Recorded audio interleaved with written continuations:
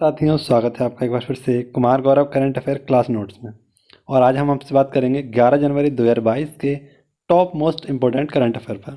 इसी के साथ आज आपके लिए कुछ ऐसी स्पेशल लिस्ट लेकर आया हूं जिनसे आपके 1 से 5 क्वेश्चन तक बनने वाले हैं। जी हाँ दोस्तों, आज आप मॉडर्न हिस्ट्री के साथ साथ आप कई प्रकार के पुरस्कारों के द्वारा अपने नंबरों को पक्का कर सकते हैं। तो आज की वीडियो बेहद इम्पोर्टेंट है। आप शुरू के 3 क्वेश्चन को देखकर ही इससे अंदाज़ा लगा सकते हैं कि आज की जो इन्फॉर्मेशन आपको मिलने वाली है वो बेहद इम्पोर्टेंट और आपको नंबर दिलाएगी। ठीक है, तो आइए शुरुआत करते हैं पहले क्वेश्चन से। पहला क्वेश्चन हमारा पूछा गया है कि प्रतिवर्ष प्रवासी भारतीय दिवस कब मनाते हैं। तो प्रतिवर्ष प्रवासी भारतीय दिवस कब मनाते हैं? 9 जनवरी को। ठीक है, और इसे 2003 से स्टार्ट किया गया है। आपको पता है कि 9 जनवरी 1915 को ही महात्मा गांधी जी दक्षिण अफ्रीका से भारत आए थे और इसी उपलक्ष्य में क्या बनाते हैं, तो प्रवासी भारतीय दिवस मनाते हैं। और इसकी शुरुआत कब से की गई है? तो 2003 से इसकी शुरुआत की गई है। ठीक है, अब आइए बात गांधी जी की। तो गांधी जी से संबंधित कुछ स्पेशल फैक्ट जो मैं आपके लिए आज लेकर आया हूँ वह आपको मैंने 2 अक्टूबर को कराया था। ठीक है, तो आइए देखते हैं और समझते हैं इन सभी फैक्टों को। तो मित्रों, आपको पता है कि प्रतिवर्ष अहिंसा दिवस या गांधी जयंती कब मनाते हैं? तो 2 अक्टूबर को हम गांधी जयंती मनाते हैं, क्योंकि 2 अक्टूबर 1869 को ही पोरबंदर गुजरात में महात्मा गांधी जी का जन्म हुआ था और 2021 में इनकी यह 152वीं जयंती थी।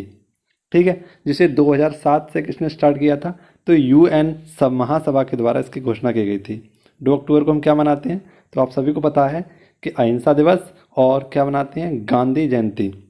इसी के साथ हम बता दें कि नटाल कांग्रेस की स्थापना 1854 में महात्मा गांधी जी ने अफ्रीका में की थी। ठीक है, 1944 में सुभाष चंद्र बोस के द्वारा महात्मा की उपाधि दी गई थी। किसे? तो माननीय महात्मा गांधी जी को महात्मा की उपाधि दी गई थी। ठीक है, वहीं पर आपको याद रखना है कि प्रवासी भारतीय दिवस हम कब मनाते हैं? तो ये मैंने आपको बता दिया 9 जनवरी को, क्योंकि 1915 को अफ्रीका से वापस कौन आए थे? तो गांधी जी। वहीं पर आपको याद रखना है कि चंपारण सत्याग्रह किस वर्ष मनाया जाता है? तो 1917 में। यह कहाँ पर? तो बिहार में स्थान है चंपारण, यहीं पर इनके द्वारा पहला सत्याग्रह किया गया था। असहयोग स्थगित यानी असहयोग आंदोलन जो था क्यों स्थगित किया गया था? तो चोरी चोरा कांड की घटना के कारण इन्होंने असहयोग आंदोलन को स्थगित कर दिया, जो कहाँ पर स्थित है? तो गोरखपुर उत्तर प्रदेश में स्थित है। ठीक है, वहीं पर 1924 में एकमात्र अधिवेशन की जो अध्यक्षता की थी वह बेलगांव कर्नाटक की थी। ठीक है, और प्रथम अधिवेशन गांधी जी का था यह, जिसकी इन्होंने अध्यक्षता की थी। वहीं पर आपको याद रखना है कि सविनय अवज्ञा आंदोलन कब हुआ था? 1930 में। और दांडी मार्च गांधी जी के द्वारा कब की गई थी? तो 12 मार्च से 6 अप्रैल 1930 तक दांडी यात्रा की गई थी, जो साबरमती आश्रम से कहाँ तक? तो दांडी गांव तक की गई थी और यहाँ पर जाकर उन्होंने नमक कानून को तोड़ा था। ठीक है, इसी के साथ आपको याद रखना है गांधी इरविन समझौता। तो यह कब हुआ था? 5 मार्च 1931 को गांधी इरविन समझौता हुआ था। इसी के कुछ समय बाद आपको बता दें कि पूना पैक्ट हुआ था। कब? 1932 में। और यह कहाँ पर? यरवदा जेल में हुआ था। किस किस के मध्य हुआ था?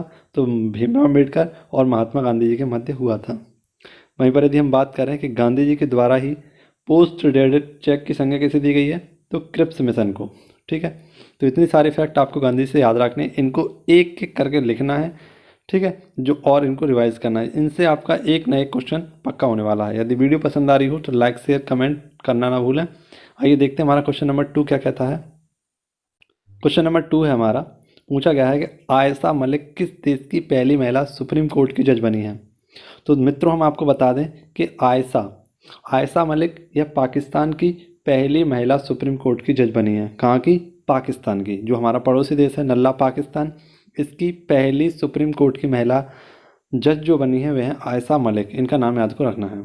ठीक है, अब आपके लिए स्पेशल फैक्ट जो लेकर आया हूँ अपने भारतीय संविधान और सुप्रीम कोर्ट से, यह सीधे सीधे आपकी परीक्षा में बनने वाले हैं, तो इन्हें आप देखना ना भूलें। इतने स्पेशल फैक्ट आपको कहीं और नहीं मिलेंगे। आइए देखते हैं और समझने की पूरी कोशिश करते हैं। तो जैसा कि आप देख सकते हैं कि हाल ही में आपको पता है कि एक फास्टर कार्यक्रम चर्चा में रहा था और यह किससे संबंधित था? तो सुप्रीम कोर्ट के द्वारा इसकी मंजूरी दी गई थी और सर्वोच्च न्यायालय में इसे स्थापित किया गया था फास्टर सिस्टम को। ठीक है, और आपको पता है सर्वोच्च न्यायालय भारतीय संविधान के भाग 5 में है, आर्टिकल 124 से 147 के मध्य। ठीक है। और यहाँ के चीफ जस्टिस ऑफ इंडिया कौन है 48वें नंबर के, तो वे हैं NV रमन्ना। ठीक है दोस्तों। हाल ही में आपको पता है कि सुप्रीम कोर्ट में 3 महिला जजों की नियुक्ति की गई है, जिनमें कौन कौन है, तो हेमा कोहली जो तेलंगाना की प्रेजेंट टाइम में मुख्य न्यायाधीश है, वहीं पर बेला त्रिवेदी और नगरत्ना। ठीक है। तो इनको आपको याद रखना है, ये तीनों इस समय क्या हैं, सुप्रीम कोर्ट में न्यायाधीश हैं। और चौथी हैं इंदिरा। तो कुल 4 महिलाएं हैं जो क्या हैं, सुप्रीम कोर्ट में न्यायाधीश अभी इस वक्त प्रेजेंट टाइम में हैं। ठीक है। देखते हैं सुपेज पोर्टल, तो सुपेज पोर्टल का भी संबंध किस सुप्रीम कोर्ट से ही है। ठीक है। और ये इंटेलेक्चुअल प्रॉपर्टी पर आधारित है। ठीक है। इसी के साथ यूट्यूब पर कार्यवाही प्रशासित करने वाला पहला हाईकोर्ट कौन सा है, तो गुजरात हाईकोर्ट है। ई लोक प्रशासन, माफ़ करना, ई लोक अदालत यह किसके द्वारा, तो छत्तीसगढ़ के द्वारा स्टार्ट की गई थी। आपको बता दें कि सुप्रीम कोर्ट आर्टिकल 32 के द्वारा 5 रिटों को जारी करता है। ठीक है। इस फैक्ट को आपको याद रखना है। वहीं पर आपको याद रखना है कि हाई कोर्ट 226 के द्वारा रिट जारी करता है। तो ये सारे फैक्ट आपको याद रखने हैं मित्रों, काफ़ी इंपॉर्टेंट है। आइए देखते हैं क्वेश्चन नंबर 3 क्या कह रहा है हमारा, और क्वेश्चन नंबर 3 को भी हम समझेंगे। माफ़ करना, हमारा क्वेश्चन नंबर 2 रह गया उससे पहले, तो इसको भी हम देख लेते हैं एक बार। क्वेश्चन नंबर 2 क्या कहता है हमारा। क्वेश्चन नंबर 2 में हमसे पूछा गया है कि किस राज्य को राष्ट्रीय जल पुरस्कार NWA 2020 का पुरस्कार मिला है। तो किसे मित्रों, आपको बता दें कि राष्ट्रीय जल पुरस्कार नेशनल वाटर अवार्ड यह किसे दिया गया है, और इसमें पहले स्थान पर कौन आया है, तो पहले स्थान पर अपना उत्तर प्रदेश आया है, सेकंड स्थान पर इसमें राजस्थान आया है, और थर्ड स्थान पर आया है तमिलनाडु। ठीक है। और यह पुरस्कार किसके द्वारा दिया गया है, तो जल शक्ति मंत्रालय, जिसकी स्थापना 2019 में की गई थी, और उसके पहले मंत्री बने हैं गजेंद्र सिंह शेखावत। इनके द्वारा राष्ट्रीय जल पुरस्कार यानी नेशनल वाटर अवार्ड प्रदान किया गया है, जिसमें पहले स्थान पर कौन है, उत्तर प्रदेश, दूसरे स्थान पर राजस्थान, और तीसरे स्थान पर है तमिलनाडु। ठीक है दोस्तों, याद रखेंगे। अब आपके लिए कुछ संबंधित प्रश्न लेकर आया हूँ, देख सकते हैं आप। जल संबंधित जितने भी फैक्ट हैं इन सभी के बारे में आपको बताने वाला हूँ, समझाने वाला हूँ। तो और इसका उद्देश्य क्या है, तो स्वस्थ महासागर का महत्व समझाना और मत्स्य स्टॉक बनाए रखने के लिए प्रत्येक 21 नवंबर को विश्व मत्स्य दिवस मनाते हैं। अब मित्रों आप देख सकते हैं कि प्रतिवर्ष यानी आपको बता दें डॉल्फिन रिसर्च सेंटर यह कहाँ पर खोला गया है, तो डॉल्फिन रिसर्च सेंटर यह पटना बिहार में खोला गया है। हाल ही में सिक्किम की राजकीय मछली किसे घोषित किया गया है, तो कैटिल या कूपर महासेर, इसको राजकीय मछली घोषित किया गया है सिक्किम की। भारतीय जलीय जीव कौन सा है, तो गंगेटिक डॉल्फिन है। ई शांता पोर्टल क्या है, जल शक्ति एवं ग्राहक के मध्य क्या है, सेतु है। जल शक्ति मंत्रालय के मंत्री हम जानते ही हैं गजेंद्र सिंह शेखावत। और प्रत्येक वर्ष विश्व जल दिवस कब मनाते हैं, तो 22 मार्च को। पहला हर घर जल वाला कौन सा राज्य है, तो गोवा, और सेकंड राज्य है तेलंगाना। शुद्ध जल का सूत्र क्या होता है, H2O, और भारी जल का सूत्र होता है D2O। मत्स्य पालन और पशुपालन मंत्रालय के मंत्री हैं पुरुषोत्तम रूपाला। तो इतने सारे फैक्ट के साथ आपको इस क्वेश्चन को भी याद रखना था मित्रों। यदि आपको हमारी वीडियो ज़रा भी अच्छी लग रही हो, पसंद आ रही हो फैक्ट, तो वीडियो को लाइक और शेयर करना ना भूलें। और यदि आप हमारे चैनल पर नए हों तो मनमोहन क्लासेस को सब्सक्राइब करें और टेलीग्राम चैनल को ज्वाइन करें, जिससे कि आपको पूरी क्लास की PDF प्रोवाइड की जा सके। ठीक है दोस्तों, आइए और हमारा पूछा गया है देश की पहली मोबाइल हनी प्रोसेसिंग वैन कहाँ लॉन्च की गई है। कैसी हनी प्रोसेसिंग वैन, यह कहाँ पर, तो गाज़ियाबाद उत्तर प्रदेश में इसको स्थापित किया गया है। ठीक है दोस्तों, कहाँ पर, गाज़ियाबाद उत्तर प्रदेश में।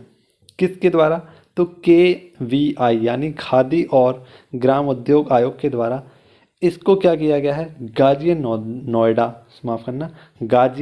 गाज़ियाबाद उत्तर प्रदेश में इसको लॉन्च किया गया है हनी प्रोसेसिंग वैन। ठीक है। और इसी में 8 घंटे में 300 किलोग्राम शहद का प्रसंस्करण किया जाएगा। और इसकी गुणवत्ता चेक करने के लिए यहाँ पर क्या किया गया है, तो एक जांच लैब भी ओपन की गई है। ठीक है मित्रों, यहीं पर आपको याद रखना है खादी ग्राम उद्योग से 2 फैक्ट। तो इसकी स्थापना कब हुई थी, 1956 के एक्ट से, और प्रेजेंट टाइम में इसके हेड कौन है? तो विनय कुमार। कौन है इसके हेड? तो विनय कुमार। ठीक है दोस्तों, ये क्वेश्चन नंबर 4 आपको याद रखना था। देखते हैं क्वेश्चन नंबर 5 हमारा क्या कह रहा है। क्वेश्चन नंबर 5 को भी समझने की कोशिश करते हैं।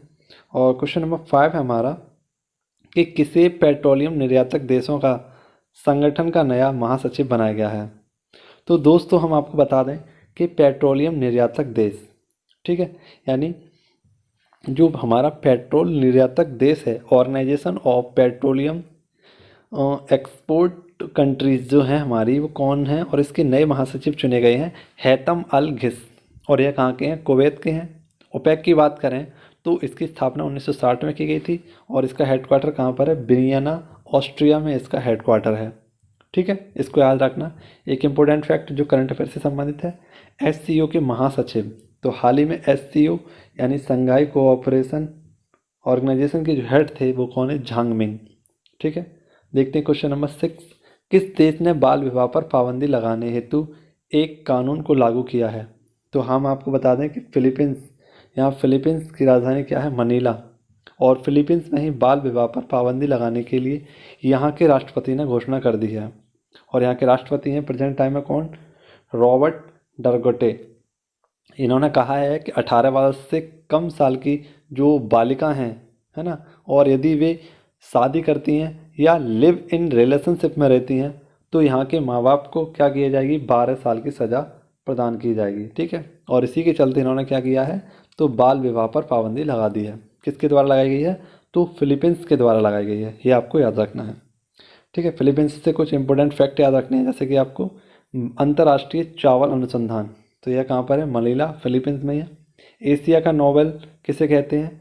या रेमन मैग्सेसे अवार्ड जिसे हम जानते हैं नाम से, यह कहाँ पर दिए जाते हैं? तो फिलीपींस, मनीला में ही दिए जाते हैं। बाल विवाह मुक्त शहर कौन सा बना है? तो यह भारत के एक राज्य है उड़ीसा, और उड़ीसा का एक ज़िला है जिसका नाम है गंजाम शहर। यहीं पर क्या किया गया है? इसे बाल विवाह मुक्त किया गया है।